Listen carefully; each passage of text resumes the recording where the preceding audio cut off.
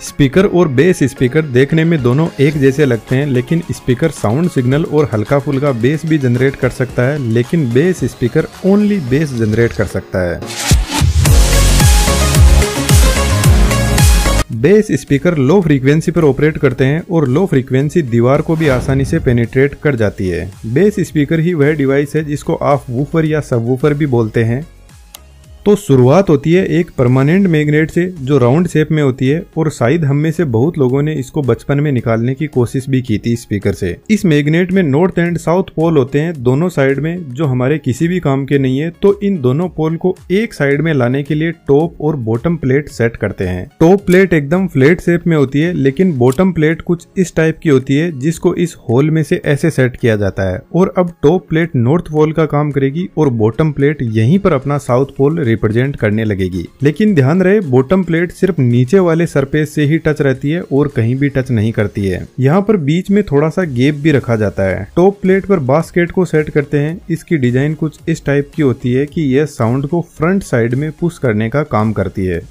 अब आता है सबसे इम्पोर्टेंट पार्ट, जिसको ड्राइवर मोटर या वॉइस कॉइल बोल सकते हैं। यह एक इलेक्ट्रोमैग्नेट होती है जिसमें एक सिंपल वायर को कुछ इस तरीके से सेट किया जाता है कॉइल बनाकर, और यह भी same to same permanent magnet की तरह ही काम करती है। लेकिन कंडीशन यह है कि जब तक इसमें हम सप्लाई देंगे तभी तक यह मैग्नेट की तरह काम करेगी, उसके बाद में नॉर्मल वायर हो जाएगा। इसका जो मैग्नेटिक फील्ड होता है उसको हम कंट्रोल कर सकते हैं। यदि हम सप्लाई कुछ ज्यादा करेंगे तो इसका मैग्नेटिक फील्ड स्ट्रॉन्ग बनता जाएगा, और इसके उल्टा कम करने पर वीक मैग्नेटिक फील्ड बनेगा। इस वॉइस कॉइल को सेट किया जाता है परमानेंट मैग्नेट के इस गैप में, और यह कॉइल यहाँ पर फ्रीली अप डाउन कर सकती है। जब इस कॉइल को हम सप्लाई देंगे तो इसका मैग्नेटिक फील्ड जनरेट होगा और यह फील्ड नॉर्थ और साउथ पोल क्रिएट करेगा। इसी टाइप से यहाँ पर परमानेंट मैग्नेट का फील्ड भी है। परमानेंट मैग्नेट का यह साउथ पोल और इस कॉइल का साउथ पोल एक दूसरे को रिपेल करेंगे, जिससे परमानेंट मैग्नेट इस कॉइल को च्युइंगम की तरह बाहर फेंक देगा। लेकिन हमें ऐसा नहीं करना है। यदि हम चाहें तो हम इतनी ही सप्लाई देंगे कि कॉइल थोड़ी सी बाहर आएगी, और वापस सप्लाई को कम कर देंगे तो वापस अंदर चली जाएगी। इस तरीके से यह कॉइल इस गैप में अप डाउन करने लग जाएगी, जिसका अभी तक कोई भी मतलब नहीं है।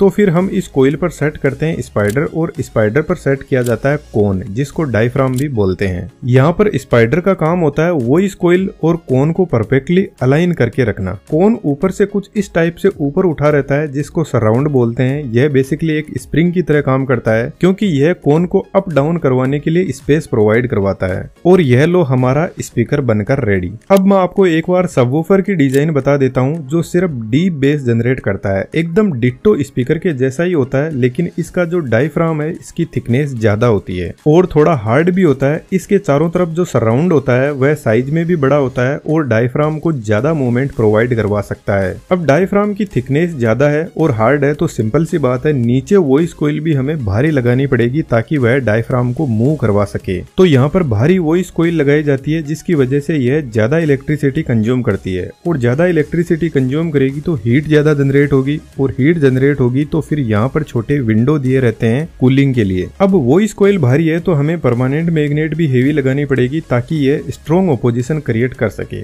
और यह लो हमारा बेस स्पीकर भी बनकर रेडी हो गया। जब हम स्पीकर को एम्पलीफायर से कनेक्ट करेंगे तो एम्पलीफायर साउंड सिग्नल भेजना शुरू करेगा, जो बेसिकली एक इलेक्ट्रिक सिग्नल ही होते हैं। इलेक्ट्रिक सिग्नल से कोइल अपने आसपास में मैग्नेटिक फील्ड जनरेट करेगी, और इस मैग्नेटिक फील्ड से कोइल अप डाउन मूवमेंट करना स्टार्ट कर देगी। यह मूवमेंट स्पाइडर के पास में जाएगा और स्पाइडर डायफ्राम को मूव करवाने लगेगा, जिससे हमें स्पीकर से सॉन्ग सुनाई देगा और सबवूफर से जबरदस्त बेस। मेरे ख्याल से आप में से किसी को भी समझ नहीं आया होगा कि यहाँ पर साउंड और बेस एक हर्ट्ज से 200 हर्ट्ज तक हो सकती है। अब यह फ्रीक्वेंसी लो है तो इसकी वेवलेंथ ज्यादा होती है। इसको मैं आपके लिए थोड़ा सिंपल कर देता हूँ। जैसे आपके पास में 1 सेकंड की टाइम फ्रेम है और इस 1 सेकंड में ऐसे 1000 टाइम साइकिल अप डाउन कर सकती है, तो इसको हम बोलते हैं 1 किलोहर्ट्ज की फ्रीक्वेंसी। लेकिन यदि इस फ्रीक्वेंसी को हमें डाउन लेकर आना है, मान लो 20 हर्ट्ज पर लेकर आना है, तो सेकंड की टाइम फ्रेम तो सेम ही रहेगी, लेकिन हम इसको स्ट्रेच कर देंगे और इतना स्ट्रेच करेंगे कि 1 सेकंड में सिर्फ 20 ही साइकिल आ पाए, तो इसको 20 हर्ट्ज की फ्रीक्वेंसी बोलेंगे, जो लो फ्रीक्वेंसी होती है। अब जो हाई फ्रीक्वेंसी होती है उसकी एक साइकिल बस इतनी सी दूरी में ही कंप्लीट हो जाती है,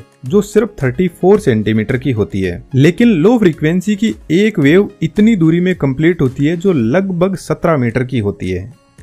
इसलिए यदि कहीं पर पार्टी चल रही है और आप अपने रूम को बंद करके भी बैठ जाते हो तो आपको गाना सुनाई नहीं देगा, लेकिन बेस आपको अच्छे से सुनाई दे जाएगा, क्योंकि बेस लो फ्रीक्वेंसी पर ऑपरेट करता है और इसकी वेवलेंथ बहुत लंबी होती है, तो यह दीवार को आसानी से पेनिट्रेट कर जाती है। अब हमारा जो सॉन्ग होता है उसमें लो, हाई एंड मीडियम तीनों फ्रीक्वेंसी होती है, तो स्पीकर तो सीधा सीधा ऑपरेट कर जाएगा, एम्पलीफायर को कुछ करना ही नहीं है। लेकिन बेस स्पीकर के पास में high and low pass filter लगे रहते हैं। अब ये फिल्टर थोड़ा कॉम्प्लेक्स होते हैं, इसकी डिटेलिंग में हम नहीं जाएंगे, बस इतना समझो कि यह फ्रीक्वेंसी को सेपरेट करने का काम करता है। हम इंसान 20 हर्ट्ज से नीचे की लो फ्रीक्वेंसी को नहीं सुन सकते, इसलिए हमें सिर्फ बेस सुनाई देता है, गाना सुनाई नहीं देता सबवूफर से। लेकिन कबूतर 0.5 हर्ट्ज की फ्रीक्वेंसी भी सुन सकता है, तो कबूतर को आपके सबवूफर से भी गाना सुनाई दे जाएगा। और यदि आप ध्यान से सुनोगे तो आपको भी हल्का फुल्का सबवूफर में गाना सुनाई दे जाएगा, यदि आपके ईयर्स अच्छे हैं।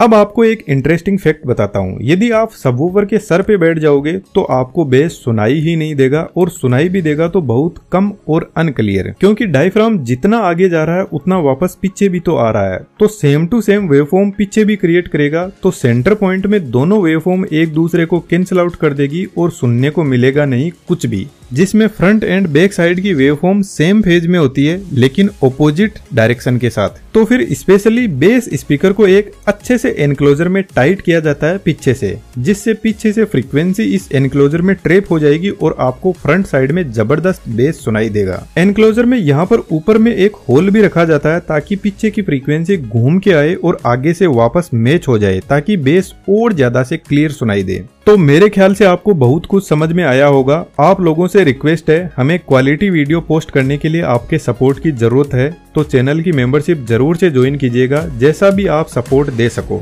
वीडियो आपको अच्छा लगा तो चैनल को सब्सक्राइब जरूर से कीजिएगा। Thank you.